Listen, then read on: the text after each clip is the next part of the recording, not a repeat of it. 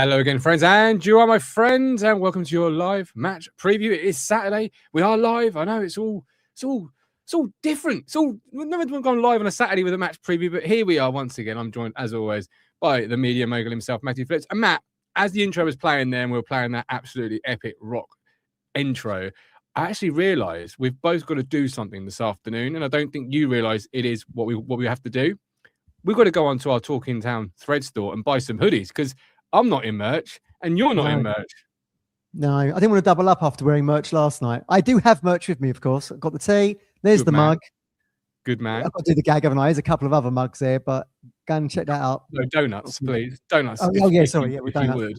But no, we've got to, because obviously it's freezing cold outside. And we've got some quality hoodies on our Talking Town thread store on Etsy. Yeah. And if you remember, you get 20% off. But I've not got one. I've not even got one, and I designed them. So I need You've got a bit of Christmas money. Get yourself over to the Etsy store.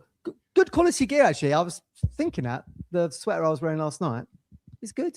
You're getting your money's worth here at Talking Town, right? Excellent. Look, we're here to talk about Portsmouth. Obviously, game tomorrow.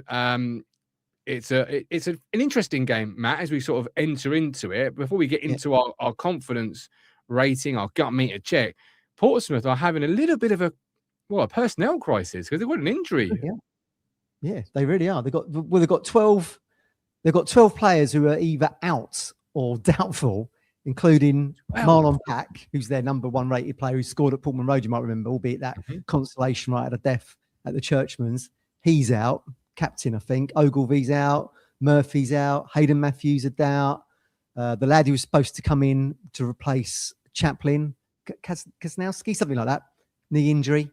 So we keep saying this, no. The fixture list is kind to Town. We play Coventry when they've got flu bug running through the squad. And now we go to Fratton Park where, they are struggling to put a side together. Just been beaten 5-0 at Ashton Gate against Bristol City. Sam Morsey's Bristol City, we should hasten to add. And now we come in on the back of 2 really good wins at Coventry and beating Oxford. So... But in terms of the opposition, obviously, 12 players possibly being out, that may be a really, as you've just said there, a good time to play them. Come on, you Blues. Big win on Sunday, 3-1. Kieran says a 4-1 away win for Ipswich. And Jamie says, good afternoon, Gov, Matt and all. Good afternoon, Jamie. Hope you are well. Don't forget, you can find our Talking Town Etsy store link in our description, should you want to also go and buy a hoodie like I am this afternoon. And one more thing.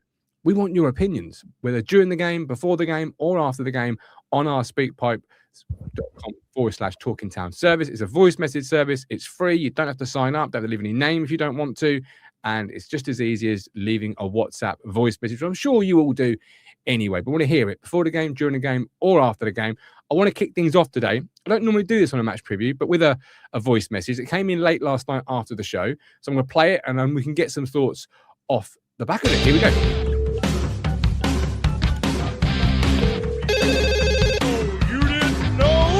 Your ass better call somebody! What's up?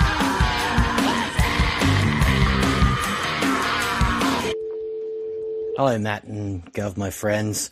I thought this was a quiet game for Egley, which is fair enough for a 19-year-old in a new league. No doubt a step up for him. But watching the replay with Genius IQ and listening to Glenn Wheeler, it seems Egley was in really good places, at least 3 or 4 times. If someone had actually got the ball to him a couple of times, Nunez could have stepped over rather than taking a shot from the middle. So I'm not going to be too... I think he'd have had more chances, basically. So I'm not going to be too harsh on him.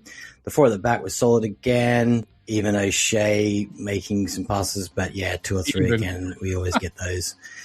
I think it was probably 3. Kipre was solid again. Furlong scrapped really well, especially with the substitute Dembele, and involving the crowd with that throw-in. Great games from Adesiwa and Philogene with his goal, although surprised he didn't get more than the 1, to be honest. Good game from Nunez in the number 10 again, and it was nice to see Akpom start and scoring. We really was needed for him. He offers something a little bit different to Azon and Hurst. To be honest, I didn't see the 12 duels his stats say he got in the game. I'd like to give him another chance. Can we win 3 in a row? Bring on Portsmouth. Upper Town. Upper Town. There you go. It's as easy as that. I've got 3 things coming from that. First of all, we didn't mention it yesterday, that Darnell Furlong incident with the substitute where he was well, he was pushed over the advertising boards, Yeah. and then the gentleman in the crowd decided to helpfully throw the ball back to him. Yeah, exactly that. Yeah, that was weird, that wasn't it? That little incident. Very weird. Yeah, very strange little incident. That he got, yeah, did that. Then Bele got a yellow off the back of that, didn't he? And then he didn't really do much throughout the course of the game after that. Yeah, weird, wasn't it? Weird. Yep, strange one. Very strange. But, good defending by Furlong. 2 games in a row, really, where the winger on his side has been very ineffective, hasn't produced anything. Obviously, the bigger test, no disrespect to Dembele, was obviously the Coventry game. Very good player, but kept him quiet. And then, of course, Egley, lots of conversation about a young player. I've often said on, I think, every show I've done since then, that the development of a young player, you'd love it to go like that and straight to the moon. You'd hit the jackpot, but it's never like that. It's always that roller coaster. I just feel you can get some games like that from Egley where you're not quite sure he delivered anything of note within the game. I think I said this to Beard when he was sitting next to me. If this had been McAteer, I would have been moaning, wouldn't they? That's what I keep saying. The difference is McAteer is not a 19-year-old. No, that's true. I mean, not much older, is he? McAteer, what is he? 23? 23? Stay there. I'll find out. I'm going to say 23. Yeah. Go on. Yeah, I think you're right. You have to expect it to be a roller coaster ride of Egley. You probably expect too much. Well, actually, this is the same context for both McAteer and Egley. We expect a lot from Egley, taking his age out of the equation because he's the championship transfer record. So we expect a lot from him, but rarely will you get that from a teenager. And then you got McAteer on the same side of that coin. We expect lots from him because we paid 12 million, and he's not. We're 1 year out. Oh, was he 22? 24. Oh, 24. Getting older. So yeah. Does that change your opinion? Does that change your opinion? No. Both have expectations of the fees that we paid on their shoulders. But I just think there's probably a little bit of leeway for Egley because he scored goals and he came, as I said before, he came with a bit of fanfare. But as I keep saying, as I just said, their stats ain't much different really when you actually compare, the 90-minute stats or whatever they're playing. I know Egley's got the 2 goals, got an important goals, kicks it off against Coventry at home, didn't he? And then the equaliser with Blackburn. We need that from McAteer. Really. If he is to look, Portsmouth could be a great game for McAteer to start in. He played pretty well against Millwall. Certainly raised his game more in the second half until he got subbed to the amusement of the Sky commentators. So maybe with them, with injuries, with the doubts, sitting just above relegation, just being beaten 5-0 by Bristol City, could that be the game that McAteer actually gets some confidence? But then, by the same token, Egley might be looking at that game and thinking, I could do something in this one. So that's a conundrum for Mckenna.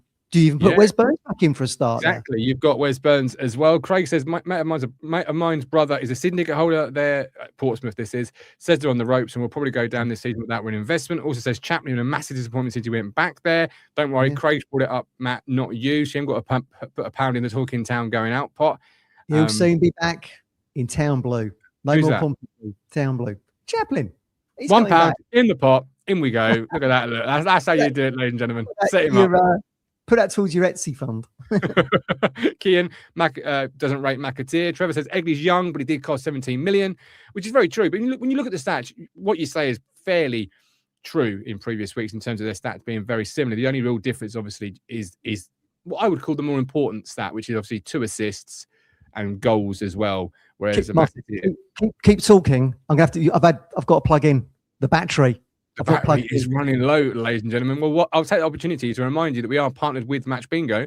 Play Match Bingo, win cash prizes, and remember the word town all in caps because we've partnered with Match Bingo to give you a 100% deposit bonus when you use the word town all in caps. The deposit minimum is £10, and while it's bonus cash and can't be withdrawn, the winnings can be. So get a 100% deposit bonus by using the word town all in caps and combining the excitement of live sport with the thrill of bingo.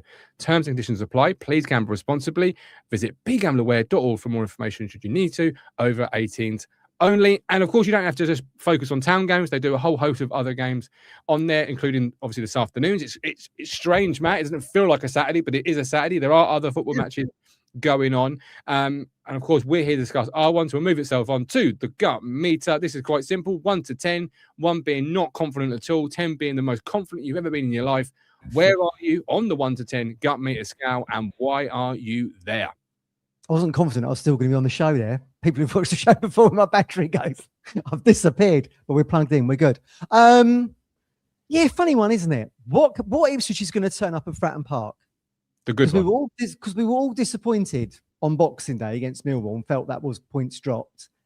Yeah, of course, you have the quick turnaround in 48 hours, whatever it was, at Coventry, and it was a brilliant performance against the league leaders. We serve up their first loss at the CBS Arena this season, and suddenly expectations are back there. So, yeah, it's got. It has to be 3 points against this injury hit Pompey team. So, I'm going to go with an 8. An 8. I'm going to go with an 8. No, that's not as confident as I thought you'd be coming into it. What, 7 points from 9? This could be a chance to make it 10 from 12. Portsmouth, 21st place in the championship table after 24 games, 25 points. They've won 2 of their last 5, but only won 6 all year, 7 draws. Injuries, as you've mentioned at the start of the show. Not many goals. Colby Bishop's in that injury list as well. They've scored 21 goals, which is obviously near enough half of what we've scored in the course of the season. Look, every team... 13 or 14 at home. They've scored. So they're obviously not scoring away. Well, they scored against us away, obviously. They did. Yeah. I think they're only averaging like a goal a game at Fratton Park. So if we can show what we did at Coventry, then but these are the games. If you are wanting to go where you want to go, if you want to chase Coventry down, if you want to keep Middlesbrough behind you, you have to go and get something from this game, particularly as you have had slip-ups earlier in the season. So you are playing a little bit of catch up in the sense of, home draws or home defeats or away draws, away defeats, whatever it may be, whatever game you may focus on and think Town should have got more out of. Let's say Millwall, for example. Let's go and pick up those 3 points elsewhere. If you looked at the form table, looked at the league table, looked at the injuries, the squads, all things considered, if you were a Town fan or perhaps with some nerves, you'd expect Town to go and get 3 points from this one. So I'm going to go with a 9 for my confidence. You're 8, I'm 9. We have struggled with teams down there, haven't we? We didn't win at Oxford away. We even got 2 bites of the cherry at Blackburn and still didn't pick up 3 points, did we? No, so, there is a bit of a banana skin there. But this, as everyone's rightly saying, and we've discussed already, this is a Pompey team that's on the ropes, as Craig said. Yeah. Brian says Ipswich at 7. They played well against Oxford, but at times were sleepwalking and allowed Oxford to score. We got to, as we discussed with Lee last night, we get into a comfort zone. Yeah, we got too sloppy in that moment, didn't we? We got too comfortable on the ball. We took too many touches. Yeah. As I sort of said, we said last night. I said in the tactics video for members I put out. If you are a member, by the way, that is now live. You can go and check that out. Please let me know your feedback. I'm always open to feedback. And if you want to become a member, hit the YouTube join button. It takes you through to where you need to go to. You get extra videos. You get the Discord. You get a discount on your merchandise. All different things. As a huge thank you for supporting myself and the platform. Ipswich Town Old Boy question: do we seem to drop a gear at more lowly teams? Is it drop a gear, or is it the lowlier teams come in with a game plan that is very much low block, 2 banks of 4 or a bank of 4 and a 5, and ask the questions that we traditionally haven't been able to answer in recent years, which is, can you break us down and play through us? Yes, well, I think the answer to that is yes and no, because I think if you go back and watch the footage from the Catterham Stadium against Oxford, we started that game off very well. We're coasting that game, and Egley had chances in that to probably put us 1 or 2 up. Yeah, and then of course Matasiwa gave the ball away, a rare error. He didn't play very well in that game. He's been fantastic in the last couple, but he didn't play very well in that game. And then suddenly we were playing catch up, weren't we? And then of course, as we've said before, the long ball over the top is what done for us, because we were probably too bold in trying to win the game. I'm not sure Millwall was too much of a low block, really. They're not a great team, are they? As we've said before, they're floating around the top 6 with a minus goal difference. Yes. And we got out of jail. Luckily, that was borderline, wasn't it, on that offside when he round Walton again. What was that? Ball clearance, long ball. And we got done with it. So we do have to be mindful of these things. But I do think all the cards are decked for us, really. It's what Ipswich would do. It would have to be a sloppy performance, a performance well below the standard we saw against Coventry in order for Portsmouth to beat us, I think, given the momentum, the confidence, everything's stacked in our favour. We just don't want to shoot ourselves in the foot. This is it. Trevor says, agree, 7 and away from something impressive. Whereas Jamie says, I think we dropped to their level. I think there is a case of that. We can play down as opposed to play up. You do see that. I mean, invariably you see it in cup games, don't you? When, I don't know, Premier League side. In a week's time. Yeah, exactly. You know, and a non-league team might score first or whatever have you against Manchester City or someone. So it's all about the town though. They've got to be now. The standard is the Coventry performance away. Yeah, they've said it themselves. but it was 3.5 weeks ago. What's that? It was 3.5 weeks ago. Well, Coventry away. Coventry at home, that was the standard, and then yeah. Then it slipped. Yeah. So you know you've got to keep the standard and maintain that standard. That's the difference. Yeah, that's a good point. Because we did that in the second half. That is a concern for me. We did that in the second half on January the 1st. I forgot what day it was. New Year's Day. Maybe everyone was too busy looking at the red sky over your stand, Martin. But yeah, we did. There was extra gears to go in there, and as we said last night, you know, we're flying by the seat of our pants at the end. That could easily have dropped points. Luckily, absolutely. All right, let's go to the 1 to the 11. This is where we're going to try and predict who we would change, why we would change them, if we would change the team at all. Higgy kicks us off with saying, with Greaves at left back, I'm a 10 out of 10 in terms of confidence. With Davis, 8 out of 10, leaves us wide open to the counter. In case you've forgotten, in addition to what day it was, what the team that started against Oxford was, it was Walton, Furlong, O'Shea, Kipre, Davis, Matasiwa, Kayust, Egley, Nunez, Philogene, and Akpom. I'll set my stall out nice and early. I would be making I'd be making 2 changes myself for the team tomorrow. How many changes would you be making and why? So I am, well, I'll probably agree. Yeah, I'll probably agree with you on that one, actually. Maybe, actually, no, I'm going 3. I'm going 3 changes. Okay. What are your 3, Matthew? So I'm going to keep the keeper in the back 4. Agreed. I do wonder now that we've gone, look at O'Shea and Kipre, and they've got their own chant. It would not surprise me if suddenly Greaves just gets jetted back into the left-sided centre back. Just leave it alone. Wouldn't surprise me. That's be typical of McKenna. But as I sit here right now, I'm thinking I would keep the 4. What about Greaves? Because we've got a lot of comments in our chat in terms of Greaves coming in for Leif Davis, gives us a more solid base. I disagree. I still think Leif Davis offers far more in terms of attacking ability. Well, that's more important to the team than perhaps his defensive. I do like that idea. But let's not. Why did that come to the forefront to begin with? It's because Davis was ill. Yeah. It's the only reason Jacob Greaves got into that side. So I think if fit, Leif is going to play. I do like the idea. I thought Greaves is great. I think he's very good as a left back, and you know, he's got history there when he was with Hull. Played quite a lot of the season there, I think. Because we've all just brought him in as a centre back, and no one's really thought about him as on the left hand side of that until you saw him in the Premier League last season. But it's going to be against the team that's 4th from bottom with the injuries that you've highlighted and the goals that they've scored. Are you going to need a back 4, 3 of which are centre halves, and a holding midfield player? That seems an awful lot for a team that I would expect to play a 4-2-3-1, a 4-4-2 at best, you know, in the sense of they're not going to go and come and play 4-3-3 or 3 centre forwards or whatever it may be. Yeah. I believe they're going to try and make it a really difficult game and bring those elements into it that we've seen Oxford and other teams do to town in the past. So do you need that back 4 with 3 being centre halves and a holding midfield player? I think you play Davis and you want him bombing on. You want him bombing on down that wing. I think he's probably and getting in behind for the crosses. So keep the 4. I think I'd bring back Taylor. Agreed.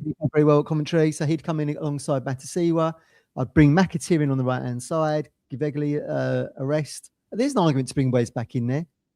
We were debating. We didn't actually mention this in the show last night. Wes didn't have too many touches, did he, when he came on? No, he didn't. Oxford. Was it the grand total of 2? 2 in 20 minutes. Yeah. Oh, well, he was back in front of Pullman Road. That's because they didn't pass to him. They had opportunity to. They just decided not to.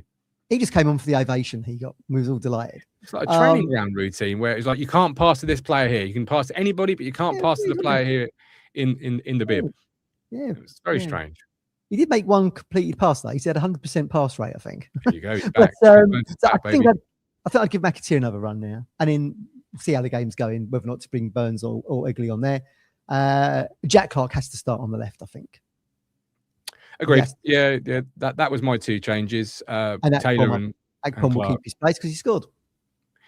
And as he should do. But you mentioned the centre half possibly being changed. That's also an area you could see McKenna not wanting to leave alone, and possibly, maybe bringing back Azon. But I'd leave Chuba Akpom up front, having got the goal and really contributed to a really strong performance. I am tempted by Wes Burns on the right over Sindravali Egley, but ultimately my two changes were Jack Taylor and Jack Clark coming back, because obviously Jack Clark away from home is really, really good. Jaden Philogene away from home, well, as you keep telling me, yet to score. Yeah, got 9 goals. Yeah, second top scorer, I think, in the championship now, level 4. Yeah, if only Philogene could start performing like he does at Portman Road away from home. He actually defends very well, Philogene, doesn't he? he does. He actually tracks back. I mean, we could talk about sort of McAteer having sort of good defensive attributes. And look, Harp says here, I thought Egley tracked back better than Burns.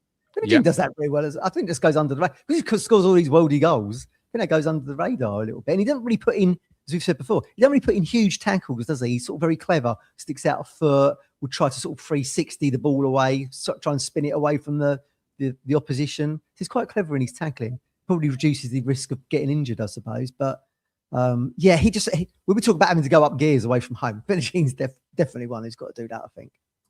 Yeah, Harps also says, I just hope the game isn't postponed, as they haven't got underground heating. It is a very, very chilly time. Yeah, that's true. Didn't take that into account, did we? Yeah, it's cold everywhere. Well, we see as well. Yeah, well, let's hope it is. We'll wait to see. We'll wait to see. Trevor says, remember those days with the balloon on the Portman Road pitch? Do you remember that? Got torn, didn't it, in the wind or something? Do you remember that Middlesbrough game? Yeah, that caused that game to get. Was it where Sonko did Sonko break an arm? Son got injured, didn't they? They landed. I don't know. I don't know actually. There was the frozen bit was down by the dugouts, wasn't it? That was Tony Mowbray's borough, wasn't it? The rearrange game was really exciting. I seem to remember. I think it was 3-3. We were like 3-1 down or something, and it ended up 3-3 a bit later in the season. Classic Paul Jewell game. Yeah, was it Paul Jewell the manager then? I'm sure it was Paul Jewell that was the manager. Yeah, the Boxing Day game got called off as well, didn't it? Before that had got called. That had got called off. There was sky cameras, weren't there, underneath the balloon with the two managers? Do you remember those scenes? I remember there were sky cameras underneath with the two managers while they were looking at it and judging it. But yeah, all right, let's move on to the score prediction and first goal scorer should Town score. What have we got this afternoon, Matthew? What is your score prediction? Who's the Town's first goal scorer going to be? I really want to see Town put in like a routine win. Would be nice, wouldn't it? Nice, comfortable routine. 3-0. Yeah, that is exactly what I'm going to predict. 3-0. Yeah. No dramas. Because I'm a Chicago Bears fan, right? And they're known this year as the Cardiac Bears because of last-minute dramas. Yeah. I can't be having two teams put me through undue stress. Good for you. No, it would not be good for your health, that.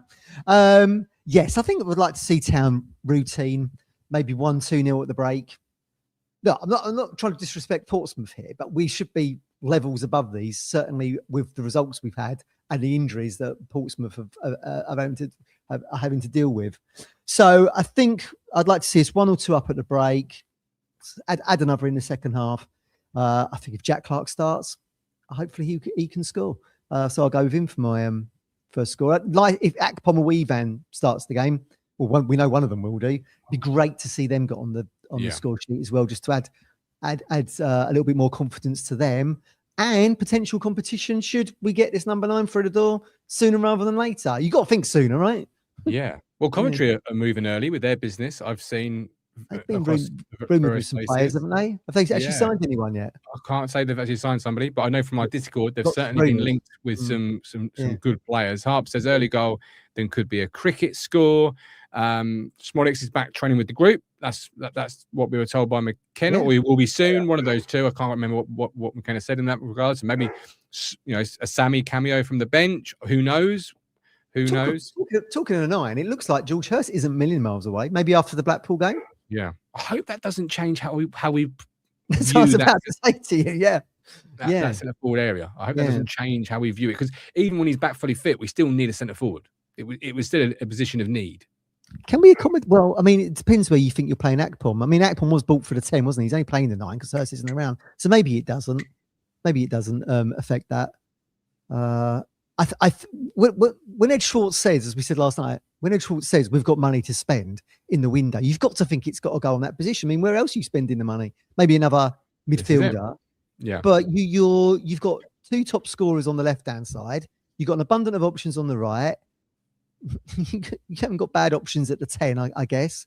You're not going to make any more defensive signings. It's got to be up front. It's got to be either in the 10 or the centre forward or both, or maybe central midfield. You've got to have cover for Matasiwa at some point. A couple of players out. A striker and a midfielder, I think. That's where I'd be hedging my bets. And apologies if you heard some of me clicking on the video just there. I was trying to call the dog because he was barking. So as you were talking, I opened the door and I was clicking, and then I realised I hadn't muted my mic. So if you heard it, apologies. And that's what I was just clicking, trying to call the dog over. I think he probably does. Don't we all? Jamie says, what you got to remember with the signings, the caliber of player we're wanting to get will be bidding against other big teams, so it'll be slower than wanted. I never buy that myself, Jamie, but I hear you, and I see where you're coming from with it. I just don't. Why don't you get that then? Do you think it's other clubs never seem to have that trouble? They seem, when they need to move fast, they seem to move. But we had it in the summer, for example. We were, I feel, quite slow in our business, and it could have been a bit quicker. But that's just me, really. That could be my own point of view, and nobody else agrees with me, which is fine. Sometimes the selling club is difficult to deal with. I mean, you might remember the Smodics deal went on for blooming ages, didn't it? Certainly did. Yeah. Sometimes that can be, and then you've got, like the Hayden Hackney one, where rumours was to believe he'd been to the training ground and done all those kind of things, but we're still getting links with an Everton or other sort of mid-table to lower table Premier League sides. So, there's always options, I guess. There is. Harps also says, Matt Seward, incoming yellow card. Have a gamble and pay off your Christmas. Well, if you're going to gamble, obviously, Match Bingo is the place to do it. Over 18s only. And we are part with Stowmarket Osteopaths. Quality care in Stowmarket since 1985. That is a hell of a long time to be delivering high-quality osteopath and physiotherapy services. I go there myself, which is obviously why I speak about them, because it's a good service. 01449 613 633. That's 01449 613 633. Right. I think we've kind of done it. That's the match preview. We've waltzed through it. We've obviously got other shows that you can check out on the platform should you want to watch any more ITFC content. Got our show from last night, which was a great conversation about the Oxford game. But we are back live tomorrow after Portsmouth, should it, of course, be played. We are back live with our match reaction. And then live again, Matt, on Monday, me, you, and George Nunn will be chewing the fat over what will hopefully be a game and 3 points tomorrow. Yeah. Fingers crossed. Right? At 8 p.m. Monday the 5th. So do come and join us. It may be your first day back at work on the Monday. So come in, have a nice evening meal, sit down and stick me, Matt, and George on. And we can hopefully be toasting 3 points.